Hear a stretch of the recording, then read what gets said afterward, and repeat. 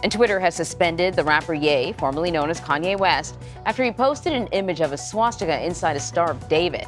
According to Twitter CEO Elon Musk, the tweet, quote, violated our rule against incitement to violence. This comes nearly 2 months after Twitter locked Ye out of his account following an anti-Semitic post. So for more on this, I want to bring in Rick Newman. He is a senior columnist for Yahoo Finance. Rick, it's good to see you again. So another chapter in this Twitter drama. I want to get your take on the suspension of Ye's account, because it just seems not random, but literally somebody tweeted Elon Musk and said, can you do something about Kanye? And he said, I tried. And, he suspended his account within an hour.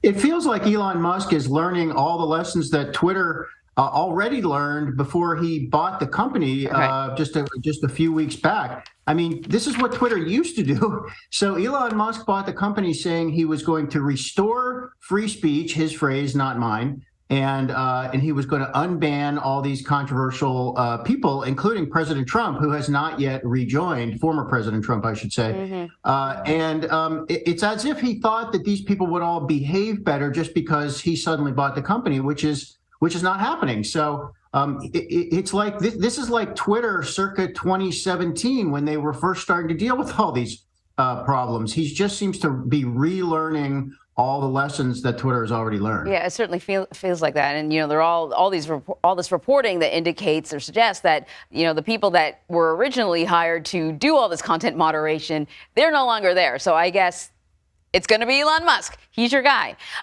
So in the meantime, he's trying to figure out how to get Twitter to make money. He says he's rolling out a new plan to incentivize advertisers to come back to the platform. It's kind of like a you spend some money and I'll match it kind of plan. What can you tell us about the plan? And is this likely to work? Yeah, no, it's not likely to work. Yes, he's offering these sort of like incentives, like when you go to the car dealership, if you buy the car, you can get $3,000 off for advertisers to come back. Advertisers, and we're talking about, the biggest companies in the consumer marketplace, they don't want an incentive. They want I'm sorry to laugh, but this is all sort of silly. They want to be able to advertise in a place where they're not going to be surprised and they're not going to have difficulty managing their brand images. So all advertisers want is just a stable place where they know they're not going to be advertising right next to a swastika, for example. It's not that complicated, and there's a disparity here because Elon Musk seems to think that Twitter is just this. It's like it's the most important advertising platform in the world, and it's not. Twitter is really pretty small if you're a big company such as Apple. I mean, he's been having this running battle with Apple, which is considering whether to suspend its advertising there. Twitter is, I mean, look at everything on the internet, which accounts for, all the places you can do digital advertising. Most Americans don't even use Twitter. They use email and they use websites, but big companies don't need Twitter, and Elon Musk has seemingly not figured that out yet. So they can just say, see you later, with no damage to their own brands, but with a lot of damage to Twitter. Rick, I'm so glad you said that. I mean, you're comparing Twitter to other companies. Compared to other social media platforms, it's not even that big. It's not the biggest one. So I'm so glad you put it in perspective. So speaking of Apple, Elon Musk met with Apple CEO Tim Cook about Twitter possibly removing or about Apple possibly removing Twitter from the App Store. He tweeted out this stuff, and then it seemed like it was a misunderstanding, and they're all good now. But do we know anything more about this meeting?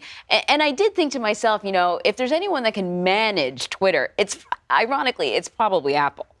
Yep.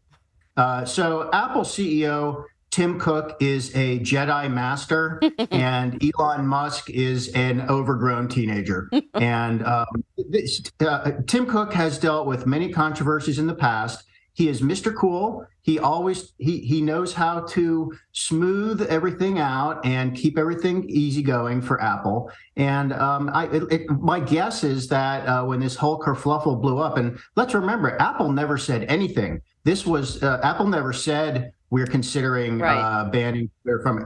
Elon Musk said that. Who knows if it's even true? Apple never did take Twitter out of its app store. But, it sounds as if Tim Cook, the Apple CEO, said, "Hey, Elon, come on down." He went down to Apple headquarters. He posted a video of a pond at the Apple headquarters in Cupertino, California. The pond was very placid, and he said, "Good meeting down here at Apple." And it seems as if they smoothed everything out, which is Tim's style. So now Elon's going to have to go pick a fight with somebody else. Pretty much. That's exactly what we're witnessing. Pick a fight. That's the way he operates. Yeah. That's exactly. Start a fire and then, call the fire department and pull it out and put it out. Rick, it's great talking to you. Thank you very much.